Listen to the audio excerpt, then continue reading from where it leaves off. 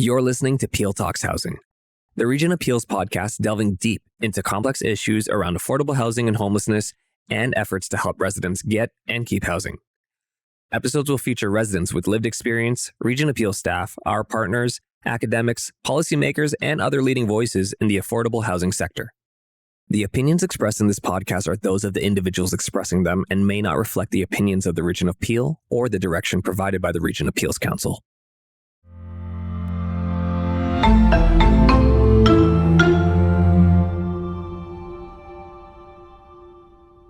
This episode of Peel Talks Housing contains a sensitive subject matter that may not be suitable for all audience members.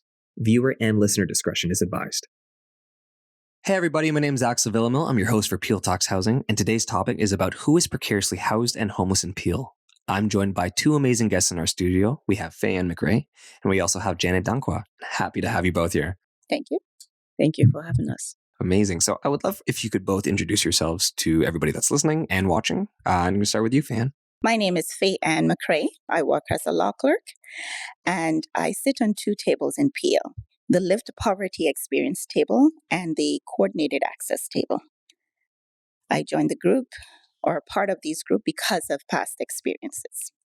So I'm happy to be here to partake in this episode. Then my name is Janet Dankwa. I also have the opportunity to sit on the Peel Lived Experience table, Coordinated Access, and some other groups within Peel Region as well. Amazing. What are some common challenges people who are precariously housed face? And any of you two can start. It's a lot that we face out there. I always say homelessness is usually the first one. When you don't have a place, you literally become homelessness. And once you're on the street, you are scared. It's not easy for women, especially, to become homeless.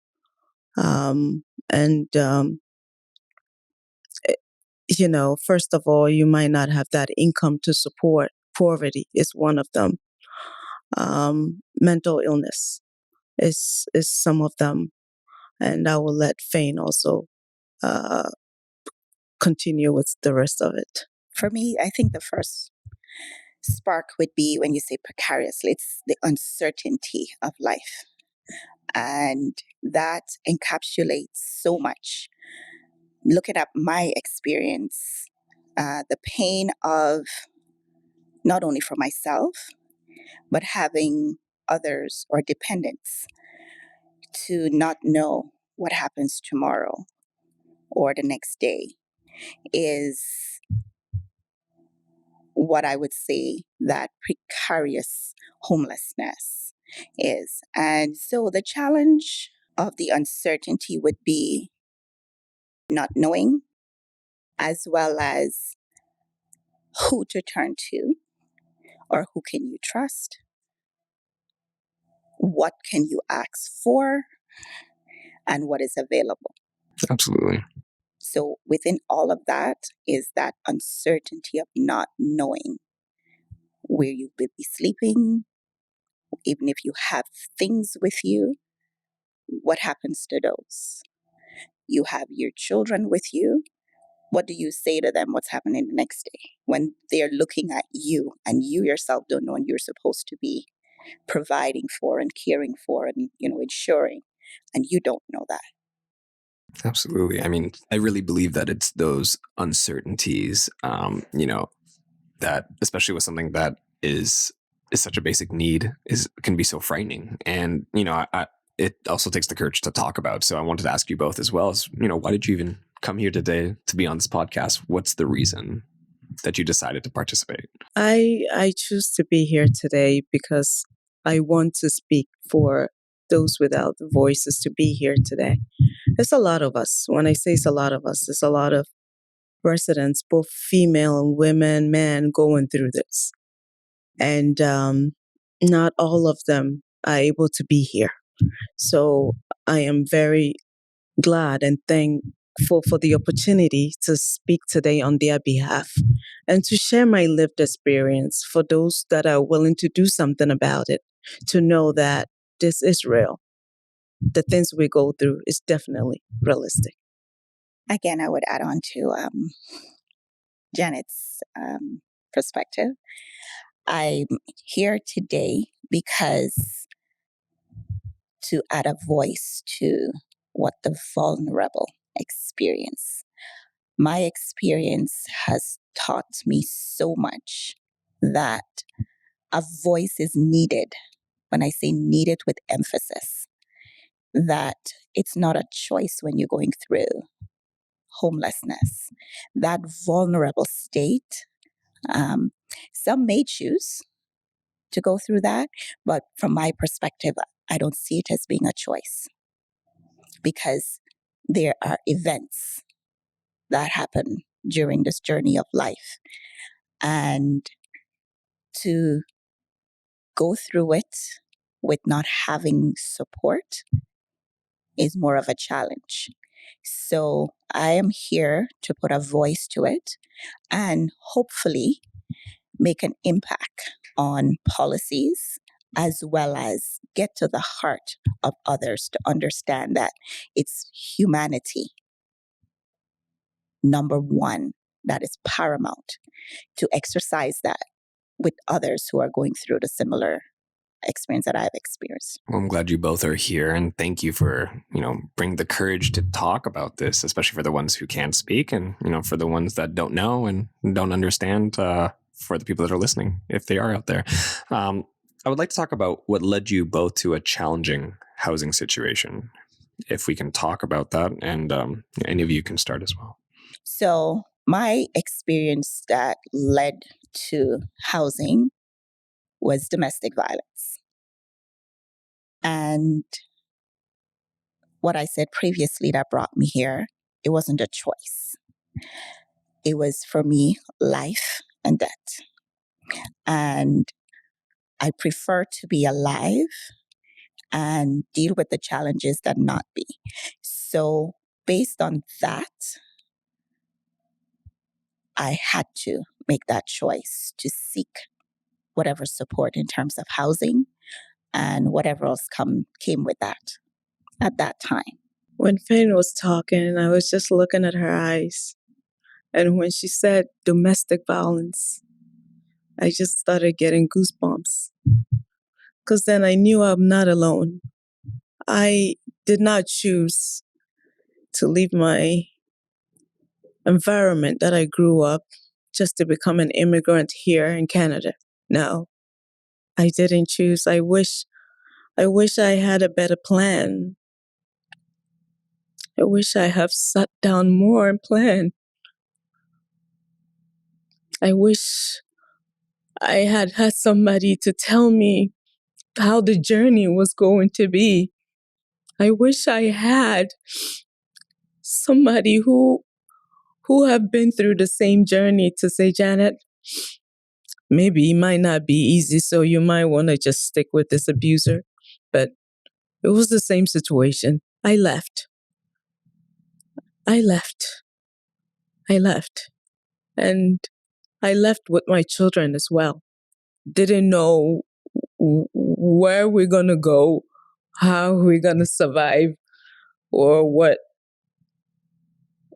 how an immigrant is. I as an American citizen, becoming an immigrant in some new country, I didn't know what everything will be like. So yes, I left everything behind and I grabbed my children and I did whatever I have to do to protect them at that point. And so that's how I end up. It wasn't a choice. I think as much as we try to plan anything in life, it never really works out to what it usually is. And, we all go in different paths, and, we're all here today to speak about that journey. So again, I want to thank you both for sharing that, because it's not easy to share such a, sensitive story, especially one to talk about again. I think both of you had both very different and also relatable experiences, with housing situations. And I think, I want to kind of dig deeper from based off of your stories.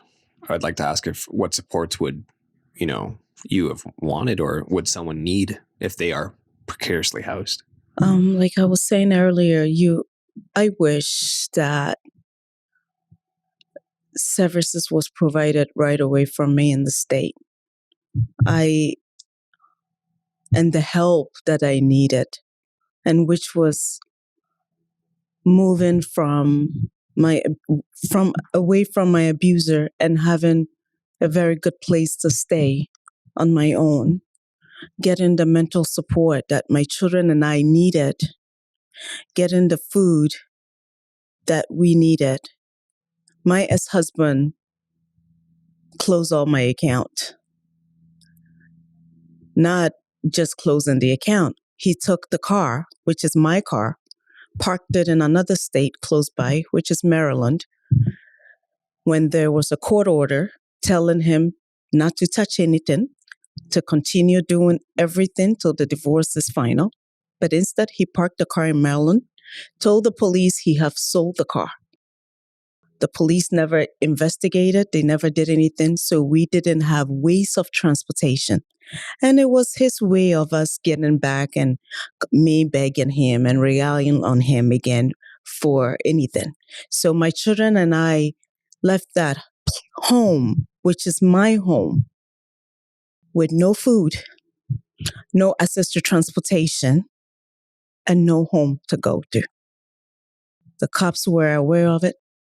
The social services, child protective services were aware of the situation we were going through.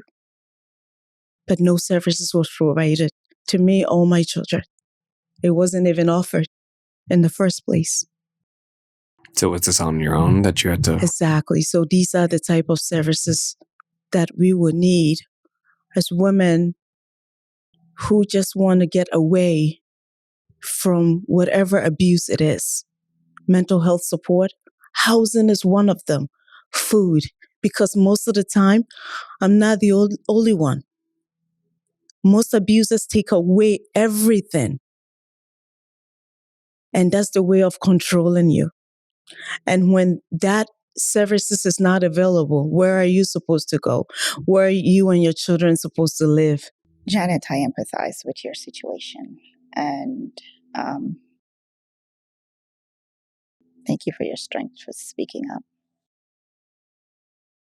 And I can relate to some of it. I'm not going to say my situation or your situation, anyone was better or worse. However, my experience was a bit different. What caused mine was one of my children called the cops based on the altercation that was occurring. And the cop that showed up, and this was in Peel Region, made a decision to arrest my ex-husband. And at that time, made the decision to put me on to Peel Victim Services. The agent that I met with, I think shortly after, maybe a day or two after, sat with me, but was able to know what I wanted to say, what I was experiencing, and directed me to all the resources that I needed. The one thing concerning why we're here concerning precarious housing was that the housing would not have been available for a maximum of 24 months, although it was an emergency. So I had to find my own living, which was either at a shelter, friend, family, however I could find it.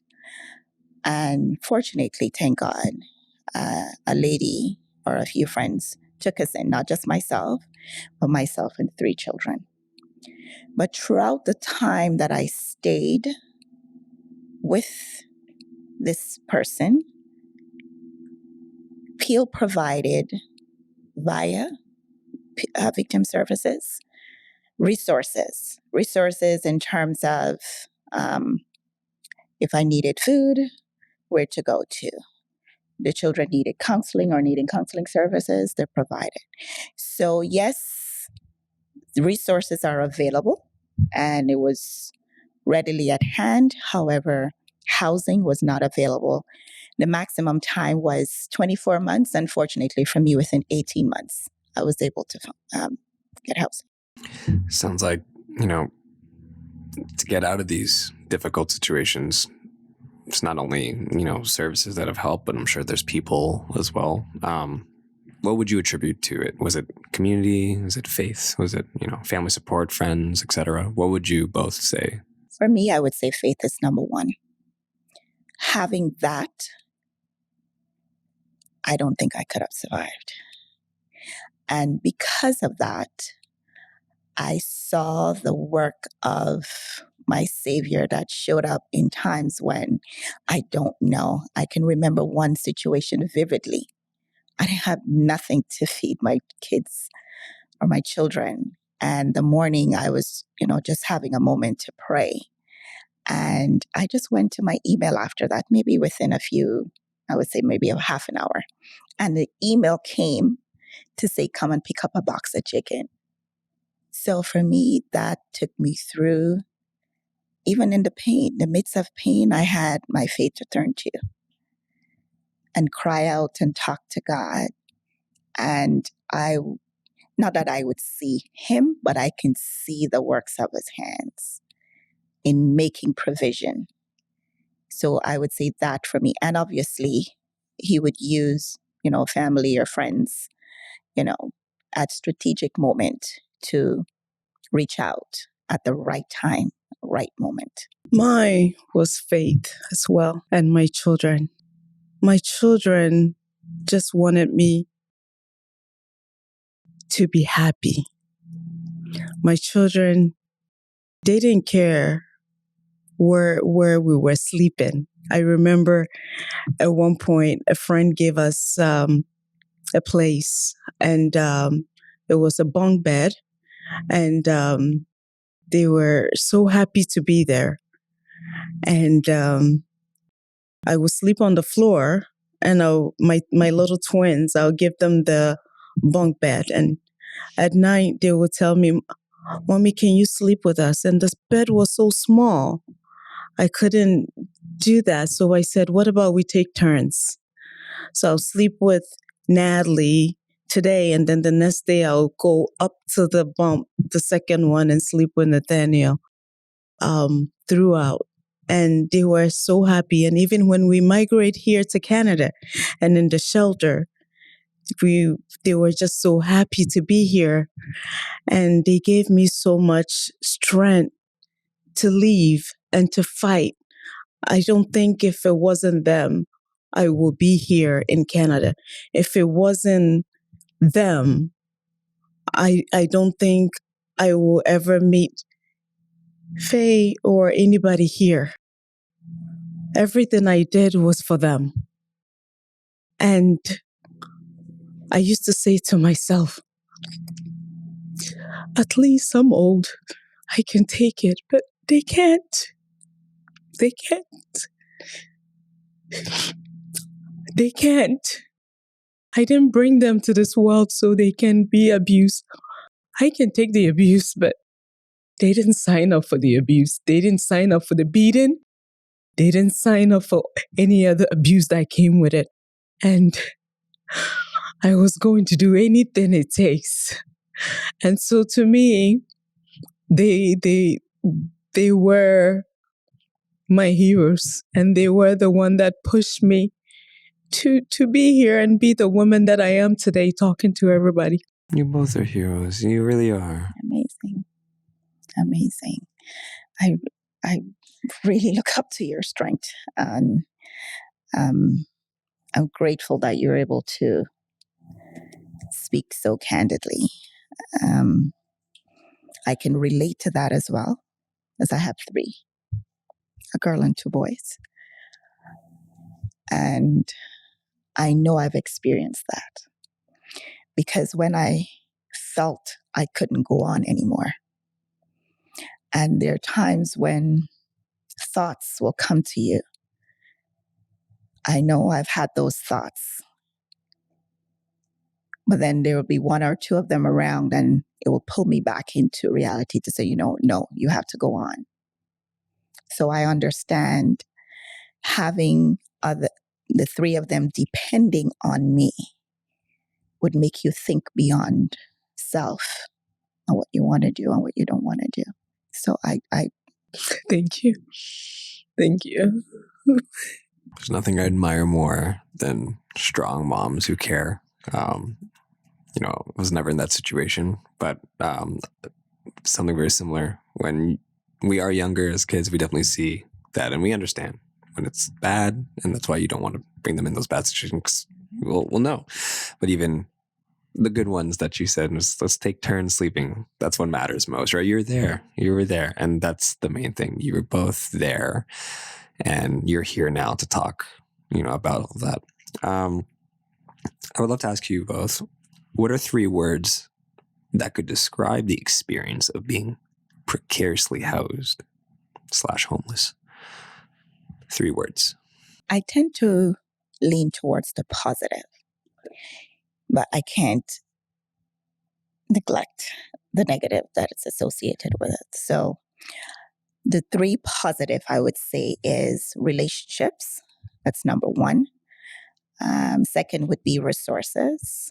And the final one I would say that would encapsulate all of that would be empathy or love, one or the other.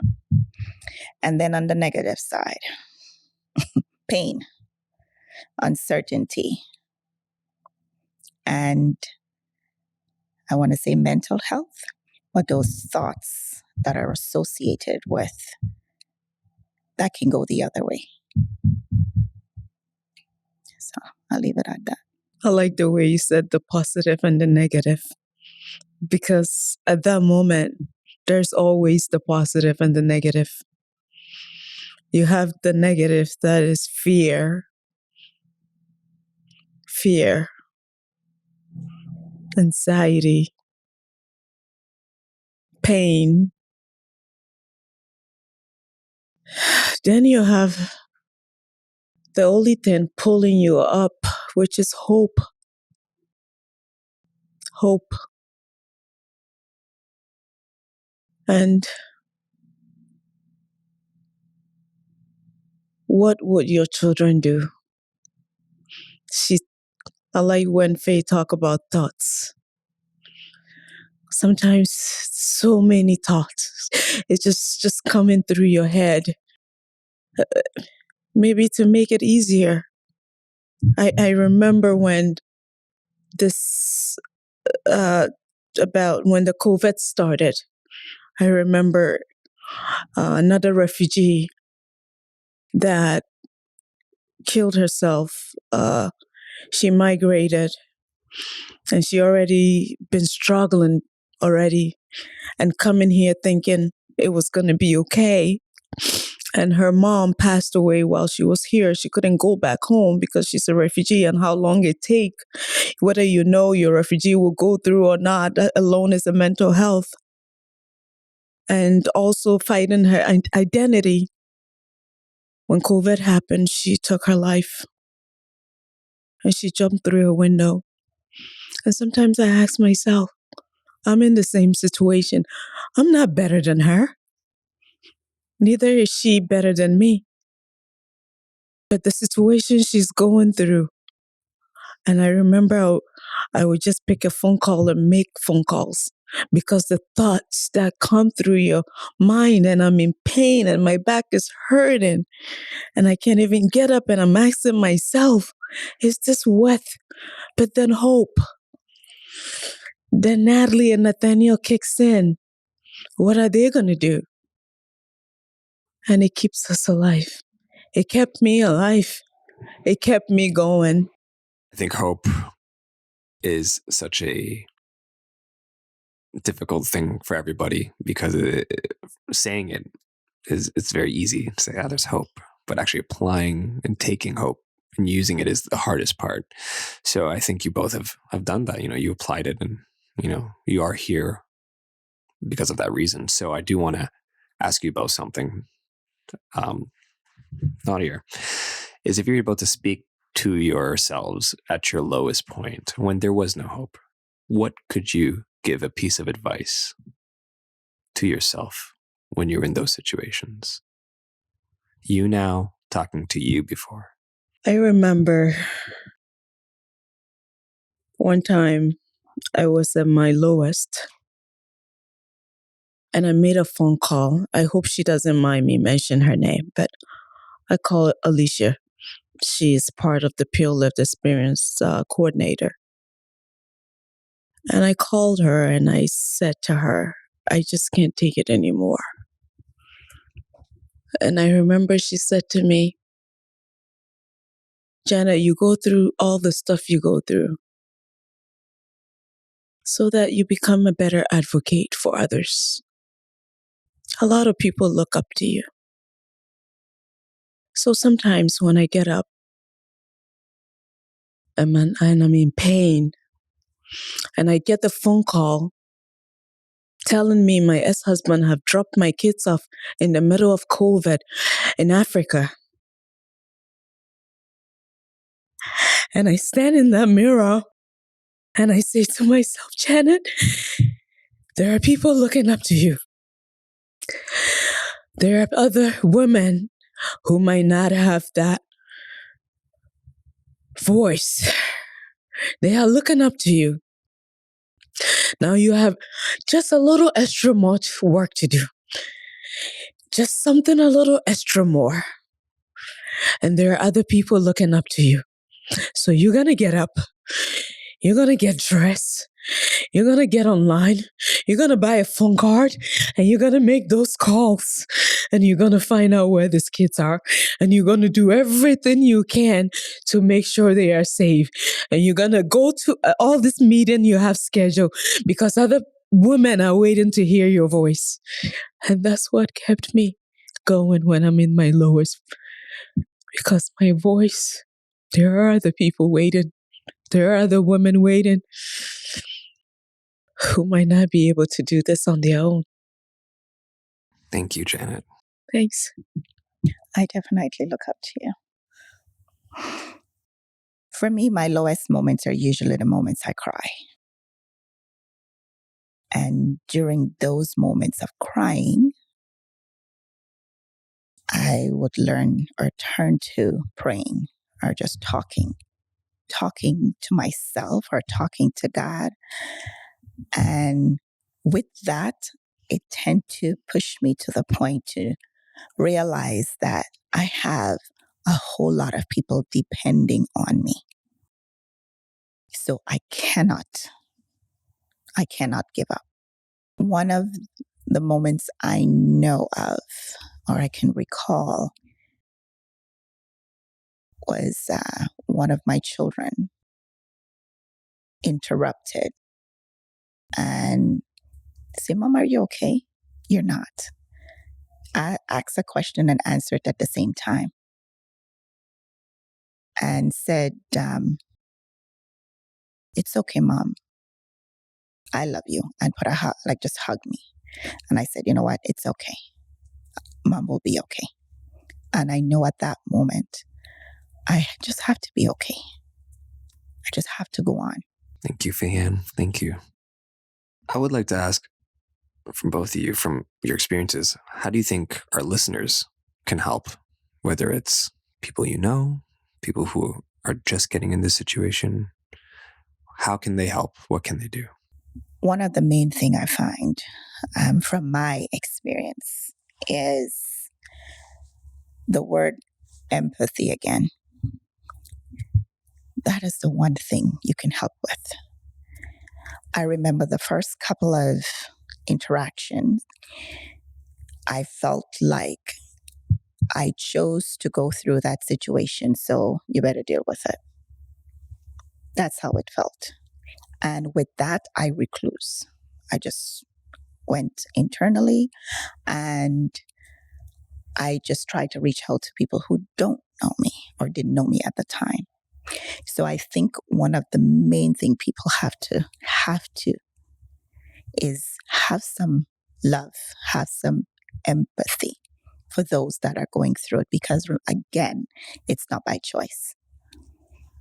There's an event that happened and it just need to get through that time. So any form of support, not be pointing fingers or having your own perspective. If the person chooses to speak, let them speak. If they don't want to speak, still be a support. I think that is key for me. Thank you, Fayan. Well said. You said it all well. And one thing I want our listeners to know, and even if it's somebody that's also going through this or about to experience this, you are not alone. You are not alone. If I was able to live behind everything I worked for, the country I grew up in, and become an immigrant, a refugee, experience homelessness, and through the middle of that process, also dealing with my children. And I'm here today.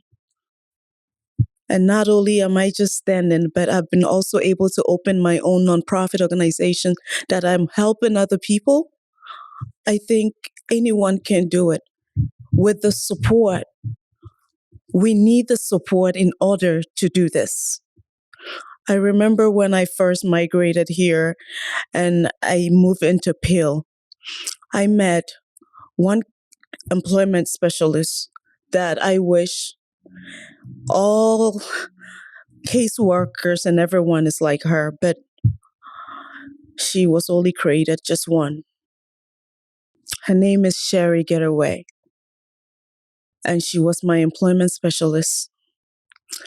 And most of the work that I've done here in Peel is because of her, because of the work she did with me. Sometimes when you go in to get services, sometimes the way you even dress is stigmatized. Well, you are well dressed. It looks like you can afford it. Why are you here?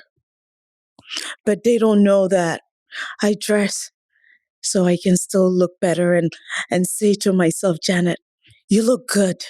You're a beautiful woman. You're not giving up. Sherry worked so hard on me. She collaborated with Rosemary and my caseworker at that time, Kayla Punjabi, I think her name was. I will never forget those three. Worked so hard, making sure that I am who I am today, making sure I use my voice. She will sign me up for stuff. She will make sure I get my medical help that I need. At that time, I had an accident, going through anxiety and depression, and also going through divorce and fighting for my children. And she was there, making sure I have money for transportation. And those are the type of workers we need. So if they are listening, if they can hear me, I'm not here because I got up one day and I got here. I'm here because some other people work so hard. There are a bunch of community, I can't even mention all the names, that are helping us to be here. And like she said, the empathy. If the service is there provided for us, the money is not coming out of your pocket. So please, make sure some of us are not just battling homelessness. We're dealing with mental health. We're dealing with custody. We have so many legal aspects to deal with on top of the homelessness. So we need the resources. We don't have to, as women, to prostitute to pay for rent. And we don't have to sell. Nobody have to sell themselves to pay for rent. Without housing, we can't have the beginning. Even if we have a job, Where are we going to go after we get her from work? Go to a shelter? So please, we want them to know this is real and we need every support. Just be kind to each other. Love each other. Even if it's a can of soup you have, share with one another. It goes a long way. That's all I can say. Janet, thank you so much. Fan, thank you so much. Thank you for sharing your amazing, everything that you have. That I hope you both know that you two are amazing individuals, and the tenacity, the drive, the hope that you apply. I hope it's only, these stories can be listened by people that need it and they can use it, because you're right. A lot of people look up to you. A lot of people look up to you as well. And that's why this conversation matters. Thank you. Thank you. That wraps up this episode of Peel Talks Housing. I want to thank Janet Dankwa. Please check out her foundation, which is I'm Here Foundation, a non-for-profit, as well as Faye and McRae for coming into the studio and sharing their very powerful stories. You can find information on our podcast at peelregion.ca, and you can also join the conversation on the Region Appeals social media accounts. My name is Axel Villanelle, and this is Peel Talks Housing.